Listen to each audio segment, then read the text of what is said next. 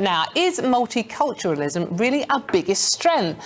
My next guest has argued that this time of year reveals the complete failure of multiculturalism and integration within the UK, saying if you walk through any park or common on a summer's day, you'll see 90+% of people racially self-segregating. Joining me now is historian and senior fellow at the New Culture Forum, Rafe Heydel-Mankoo. Rafe, thank you very much for joining us. Rafe, I read your tweet that said this with interest. I just wanted you to explain a bit more about what you mean.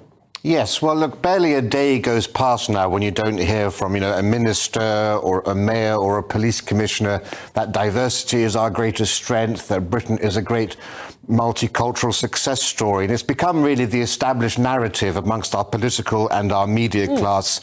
And woe betide you if you question that. But I'm afraid the sociological evidence, and we have years of sociological evidence, simply doesn't support that. On the contrary, it suggests quite strongly that far from being a strength, the super diversity we now experience in this country is actually a weakness rather than strength. And that's for various reasons. I mean, we've seen some dramatic scenes regarding that in recent days and weeks. But more importantly, people in this country, because of diversity and mass immigration, it's embedded racial segregation into our country, with the majority of people living in racial silos in this country.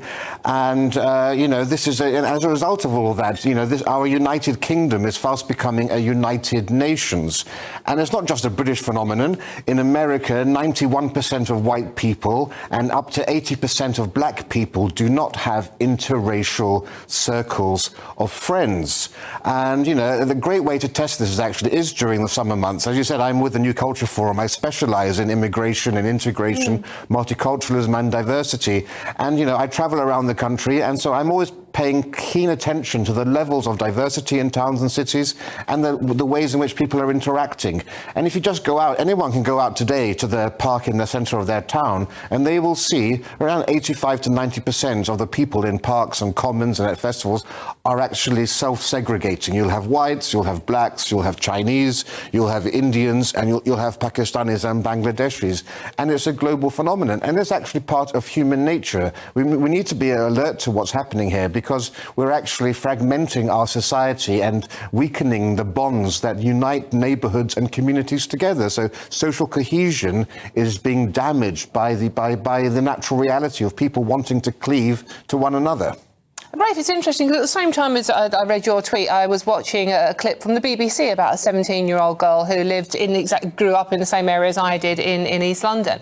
And she made an interesting point. She goes, I look round about my friendship group, and she happens to be black, and she goes, we didn't have any white friends.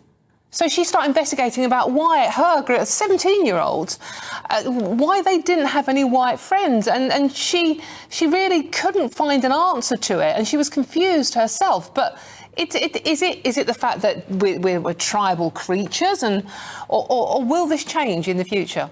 Well, it is human nature. And, for example, I know several people in Dubai who've been there for 20 years. Their entire social circle is English. We know, of course, there are English enclaves in Spain where they don't know anybody else who's not English, don't make any effort to speak the language. It is part of human nature. But the great sad reality is that in the 1990s and the 2000s, Britain was actually moving towards a status of being colorblind and of having racial integration, because we only had immigration of 50,000 per year compared to 700,000 now. And when you have such vast quantities of people coming over here who automatically segregate in their own communities, have their own shops, have their own, watch their own satellite TV stations, in their schools now, up to 90% or more of the pupils will be from one ethnic minority or another, becoming the ethnic majority in those towns. In fact, in parts of the north of England, polls have shown that some children have thought Britain was a majority Asian country because that's all that they see around there. So because of that, it's not surprising that people aren't integrating as much. And also now, because of the aggressive way in which diversity has been pushed, DEI, unconscious bias training, we know that that's backfired. It's made people more more tense, more awkward, more sensitive about race. They see race where once they didn't do that. And so we know, for example, that even when people do have friends of a different race, they'll be less likely to discuss politically sensitive issues. So it's quite easier, actually, to self-segregate. Now, of course, there are exceptions. I understand full well that many people do have, ethnic minority friends or white friends if they are an ethnic minority.